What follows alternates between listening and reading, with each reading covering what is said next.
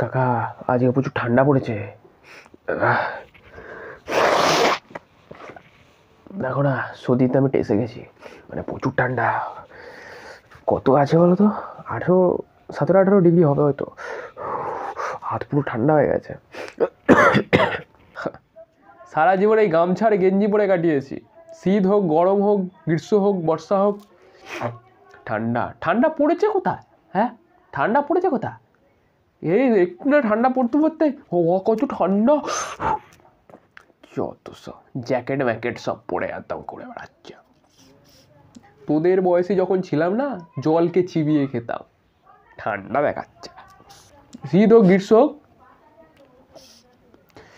বাস এইটুকুই। আমার ঠান্ডা ফান্ডা লাগে না, সে যতই ঠান্ডা হোক। গরমে কাজ করছি, চামড়া পুড়ে রক্ত ঝরছে, কিছু মনে হয় না।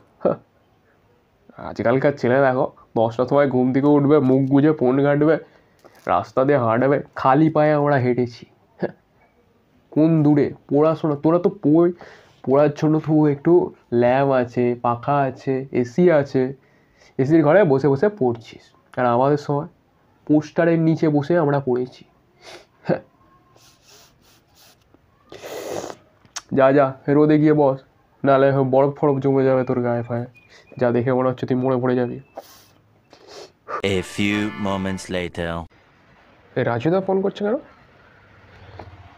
হ্যালো, হ্যাঁ রাজুদা বলো। ভাই কাকা টপকে গেছে। কি? আরে আর বলিস না। আরে কাকা তো সকালবেলায় দেখা হয়েছিল, আমাকে বলছিল ঠান্ডা ফান্ডা লাগে না, এ লাগে না, অনেক কথাই হচ্ছিল। তো হঠাৎ মারা গেল। তুই জানিস তো কাকা গুল ঝাড়ে। কাউকে মনে হয় আজকে বড় সড়ো গুল ঝেড়েছিল, সেটা হজম করতে না পেরে পাস কাকা টপকে গেছে।